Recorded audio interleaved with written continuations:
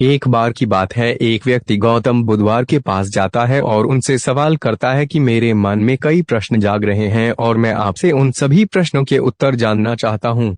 महात्मा बुधवार मुस्कुराए और कहा, पूछो, तुम्हें क्या पूछना है। व्यक्ति ने कहा, मैं जीवन से बिल्कुल भी खुश नहीं हूँ। दुखों का पहाड़ ने मुझे घेर रखा है। मेरी जिंदगी में कुछ भी अच्छा नहीं हो रहा है, सब कुछ गलत ही गलत हो रहा है। ऐसे में आप मुझे इस प्रश्न का उत्तर देकर मुझे इस परेशानी से बाहर निकाल दीजिए। बुधवार ने उस व्यक्ति की सारी बातें सुनी और उससे ही प्रश्न पूछा कि बताओ, तुम्हारे इस दुख का कारण है क्या? ऐसी कौन सी बात है जिसने तुम्हें इतना व्याकुल बना दिया है? महात्मा बुधवार और एक व्यक्ति की कथा। महात्मा का प्रश्न सुनकर वह व्यक्ति कुछ देर तक सोच विचार करता रहा। वह बोला, मैं आपसे प्रश्न का उत्तर जानने आया हूँ और आप मुझसे ही प्रश्न पूछ रहे हैं। तब भगवान बुधवार ने कहा कि हर व्यक्ति को खुद ही उसे अपना दुख का कारण पता होता है। अब तुम्हें ही इस दुख का कारण पता न हो तो मैं तुम्हें इसका उत्तर कैसे दे पाऊंगा?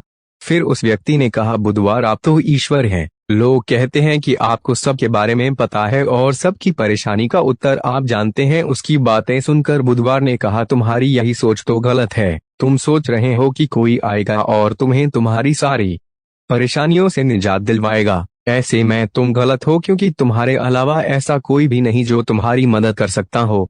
तुम्हें लगता है कि मैं बुद्धत्व प्राप्त कर चुका हूँ तो मैं तुम्हारी सारी परेशानियां हल कर सकता हूँ, तो तुम्हें गलत लगता है। तुम्हें बता दूं, मैं भी तुम्हारी तरह हूँ और मैं इन सब चीजों से काफी दूर हूँ। जिस दिन तुम्हारे अंदर तुम्हारी सारी उलझन खत्म हो जाएगी, तब उस दिन से तुम्हें किसी बुधवार के पास जाने की जरूरत नहीं पड़ेगी।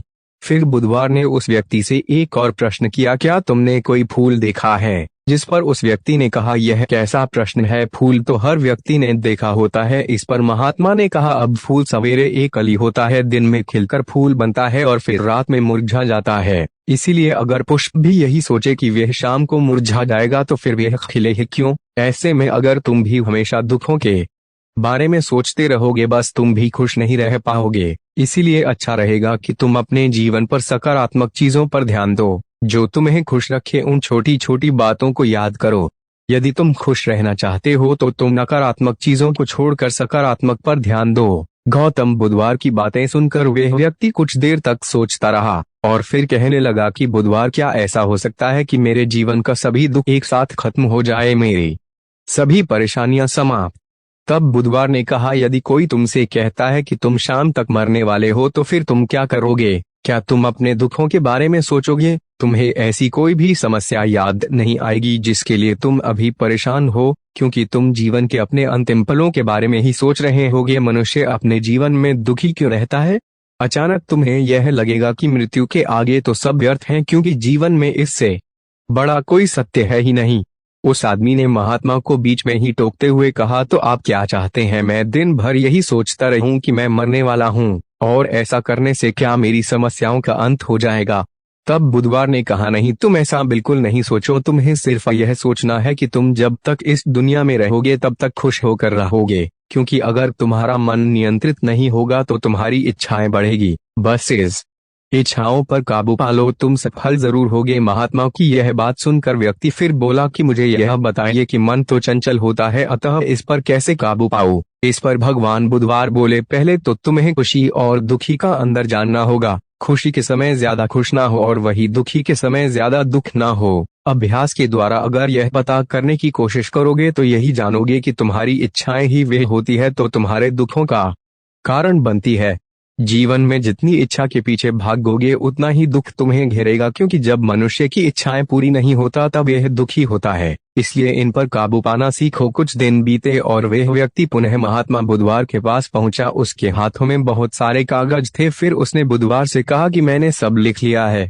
महात्मा बुधवार उसकी बात सुनकर मुस्कुराए। फिर महात्मा ने उसे पहले दुख वाला कागज पढ़ने को कहा। वे कागज में पढ़ना शुरू किया, मेरे सारे भाई अमीर हैं और मैं गरीब हूँ, क्योंकि मैं काम करने से डरता हूँ, दिन भर आराम करता हूँ और दूसरों से तुलना करता रहता हूँ। दूसरा, मेरे पड़ोसियों ने बहुत सा धन बचत के तौर पर रखा है, लेकिन मेरे पास बचत के नाम पर कुछ भी नहीं। इसका कारण यह है कि मैं मेहनत कम करता हूँ और इसीलिए थोड़ा कमाता हूँ, लेकिन मेरे खर्चे ज्यादा है क्योंकि मेरे संगति गलत है। इंसान के जीवन में दुखी का कारण महात्मा बुधवार। तीसरा, मेरी स्त्री बीमार है, पैसे न होने के कारण मैं उसे वेद के पास नहीं ले गया। और यह भी सोचता रहा कि वह किसी दिन मर जाएगी तो मैं किसी दूसरी स्त्री से विवाह करूंगा। व्यक्ति कागज पढ़ता पढ़ता रोने लगा और उसे एहसास हुआ कि उसके गलत कामों का ही यह नतीजा है जो उसे इतने दुख झेलने पड़ रहे हैं।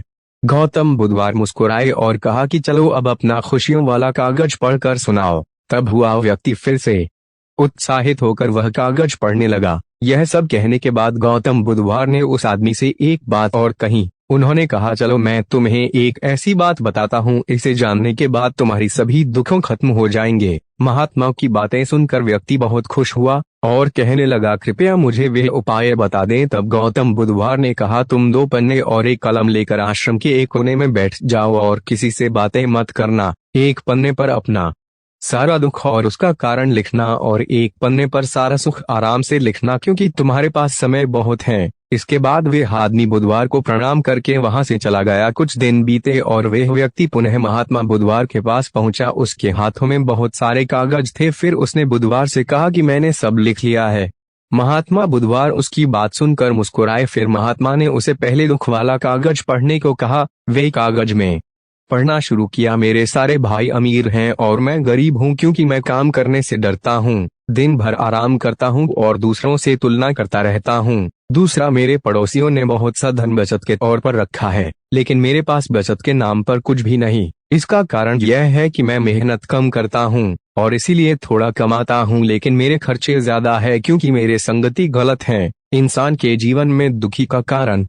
महात्मा बुधवार तीसरा, मेरी स्त्री बीमार है, पैसे न होने के कारण मैं उसे वेद के पास नहीं ले गया और यह भी सोचता रहा कि वह किसी दिन मर जाएगी तो मैं किसी दूसरी स्त्री से विवाह करूंगा। व्यक्ति कागज पढ़ता पढ़ता रोने लगा और उसे एहसास हुआ कि उसके गलत कामों का ही यह नतीजा है जो उसे इतने दुख झेलने पड़ रहे हैं। गौतम बुधवार मुस्कुराए और कहा कि चलो अब अपना खुशियों वाला कागज पढ़कर सुनाओ। तब हुआ व्यक्ति फिर से उत्साहित होकर वह कागज पढ़ने लगा। उसने कहा, मैंने जो कुछ भी इन 2 दिनों में सीखा वह मैंने पूरी जीवन में नहीं सीख पाया। पिछले 2 दिनों में मैंने यह सोचा कि मेरे अंदर असीम शांति और खुशी का सागर भरा पड़ा है तथा मैं इस अनुभव को पाकर अत्यंत खुश हूँ। मेरी खुशी की सूची काफी लंबी है और मैं यह इतने लंबे आपको पढ़कर नहीं सुना सकता। उस आदमी के मुंह से यह बात सुनकर गौतम बुधवार मुस्कुराए और कहा, व्यक्ति को जब तक ज्ञान नहीं होता तब तक वे अंधेरे में भटकता रहता है। जब उसे अपने मन को नियंत्रित करने का सही उद्देश्य मिल जाता है उसके बाद वह अपना जीवन